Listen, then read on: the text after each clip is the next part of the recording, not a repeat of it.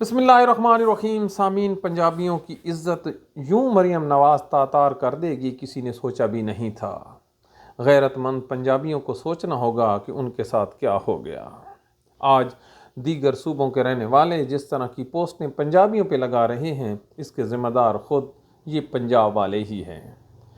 مریم نواز نے جب اپنا ایک خوبصورت ہاتھ جس میں اس کی نیل پالش ڈارک ریڈ اور انگوٹھی پہنی ہوئی تھی، ایک ہاتھ قطری بادشاہ کے ہاتھ میں دیا تو دوسرا ہاتھ اس کے اوپر رکھ دیا اور یوں یہ جو جپھی ہے ہاتھوں کی وہ ڈالی گئی. اس کا ساتھ چاچا وزیر اعظم پاکستان شہباز شریف مسکرا رہا تھا، جبکہ جو دیگر ساتھ خواجہ آصف وغیرہ کھڑے تھے وہ تالیاں بجا رہے تھے. یہ کس قسم کا کلچر پروموٹ کر رہی ہے؟ یہ کوئی اور نہیں تھی، یہ وزیر اعلیٰ پنجاب تھی. یہ نون لیگ کی نیکسٹ پرائم منسٹر ہے. آپ سوچتے ہوں گے کہ اتنی بے حیائی کیوں کی گئی؟ دراصل یہ مریم نواز کی پروجیکشن ہو رہی ہے. ان کو کسی نے یہ راہ دی ہے کہ اگر وزیر اعظم بننا ہے مریم نے تو پھر اس کو بولڈ سٹیپ لینے ہوں گے. آج سے کچھ عرصہ پہلے چینی ڈیلیگیشن کے ساتھ ہاتھ ملایا گیا، اس کے ساتھ ہینڈ شیک ہوا. پھر ایک دو جو دیگر ایمبیسڈر تھے دیگر ممالک کے، ان کے ساتھ بھی ہینڈ شیک کیا گیا. اور اب جو حالات ہیں وہ ہاتھوں کی جپھی اس کو کہتے ہیں، وہ ڈالی گئی. یہ اس کی ہو رہی ہے جی ٹریننگ. اب پنجابیوں کو اچھا لگے برا لگے، جو انہوں نے سمجھنا ہے سمجھ لیں، لیکن یہ بات طے ہو گئی کہ ان لوگوں کی یہ جو تربیت ہے، ان کے دو پہلو ہیں.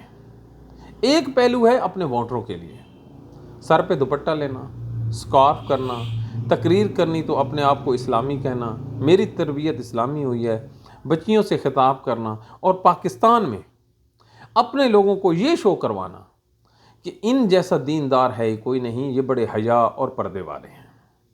جب یہی شخصیات لندن ایئرپورٹ پہ اترتی ہیں تو آپ ان کے ڈریس دیکھیں، اٹھائیں سوشل میڈیا پہ. اس کے بعد جب یہ دوسرے ڈیلیگیشن سے ملتے ہیں تو وہ ہاتھوں میں ہاتھ ڈالے جاتے ہیں. اگلی پوزیشن کیا ہوگی آپ سوچ بھی نہیں سکتے. اب کیسے اس کو ہضم کر لیں؟ پاکستان میں کدھر ہیں وہ مولوی؟ مسلم لیگ نون کا جو سب سے بڑا سپورٹر ہے وہ جماعت اہل حدیث کا ساجد محمود میر ہے، اور دوسرا دیگر مولوی ہیں. اب مجھے یہ بتائیں، یہ مولوی حضرات اگر کوئی معمولی سی بات ہو جائے تو یہ اپنا گلا پھاڑتے ہیں. غصے سے ان کی یہ جو نسیں ہیں یہ بہر آ جاتی ہیں، آنکھیں بہر آ جاتی ہیں. او میرے نبی کی جو شریعت ہے وہ لٹ گئی. اوئے ہوئے ہوئے، بے حیائی بغیرتی ہو گئی. آپ بولیں، اب اس پہ بولیں نا، یا جو استعفیٰ دیں. آپ نے اگر مولویوں کی اوقات دیکھنی ہو تو ایک مولوی جو روحت ہلال کمیٹی کا چیئرمین ہے، جس کو تنخواہ ملتی ہے، وہ بھی استعفیٰ نہیں دے گا. استعفیٰ دور کی بات، وہ مریم نواز کو کرٹیسائز بھی نہیں کرے گا. کرٹیسائز کرنا دور کی بات، وہ یہ بھی نہیں کہے گا کہ اسلام میں کسی کو ہاتھ عورت کا ملانا جائز ہے یا ناجائز.